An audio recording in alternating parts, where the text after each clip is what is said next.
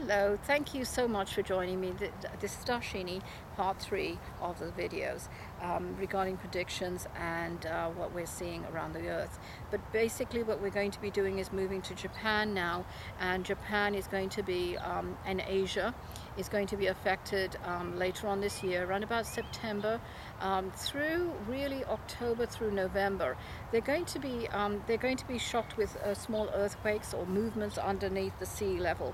And it is connected with one semi-dormant and one dormant, not dead. There's a difference between the two that I'm seeing, dormant volcanoes.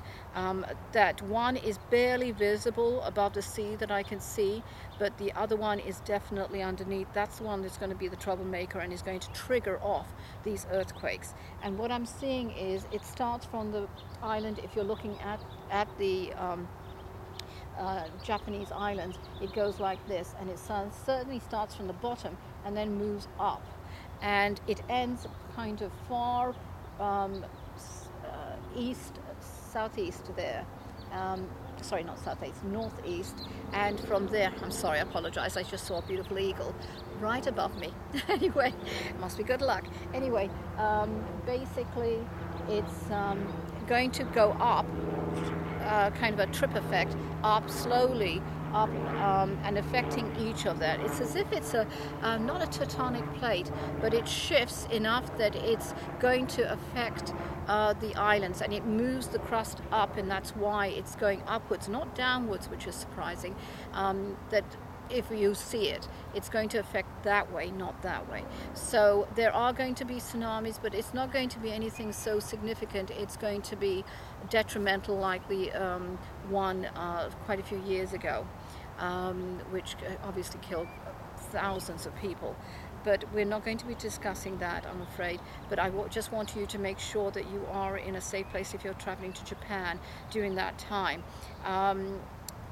The actual earthquakes are not that big, so that's for it's not going to be as big as what we're going to be experiencing here in California, which is where I'm videotaping from, but it's going to be the first one's going to be about a 3.4, which they naturally have, but the other one's is like a 6.2, and that's the one that's more on the dormant side, and it has a ripple effect on the rest of Japan. Again, if you're interested, if you do need a picture of what I'm talking about, I'll try and put that in a PowerPoint and then do a PDF to you if you wish.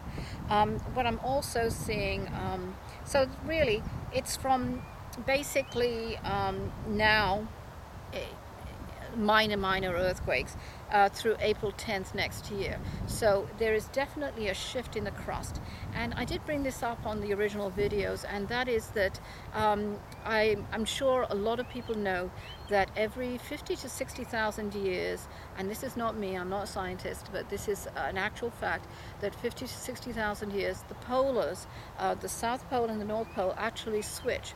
So the North Pole becomes the South Pole and vice versa. I do believe this is the beginning of it. In the last 15 to barely 20, say 18 years, we've been experiencing the polar shifts. And that is why it's actually summoning the next era of that shift.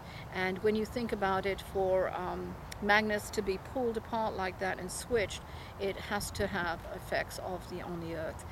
Again, I'm not a geologist, I'm not a meteorologist, volcanologist, I'm not that. But I'm just trying to share these things with you.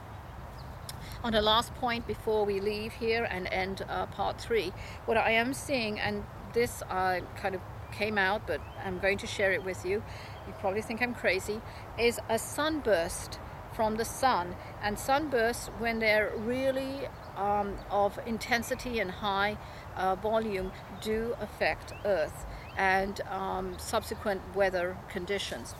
Check with your local meteorologist. Anyway, this solar burst flare is going to be in October, around about October 31st that I see, and will affect mostly the weather conditions in Asia that I'm seeing. I'm seeing a lot of higher waves, more intense storms, activity, not so much the hurricanes, but it is a lot of deluge of rainfall and intense activity of weather systems. So again, round about the Pacific, China, Japan, all of that in Asia. So basically it starts round about, you'll see the effects around about April 10, I don't know why, April of next year, 2010, but from October 31st you'll see it, and it's as if it really, maybe take time, I don't know, and I apologize, I should do some research on it, take time to reach us, but that is like a repercussion of that solar activity. Other than that, there are minor things. How again I do it is it's like a radar. I put my mind ahead, or in somebody's personal situation I'll put it in ahead and turn my radar, and that's how I see things, and it's exposed or revealed to me, and that's what I communicate. And as you can see, it's very simultaneous. Most of these things, items that we've been talking about in the last 3 videos, have been coming instantaneously, and that's how fast it is. It's non-stop and it goes.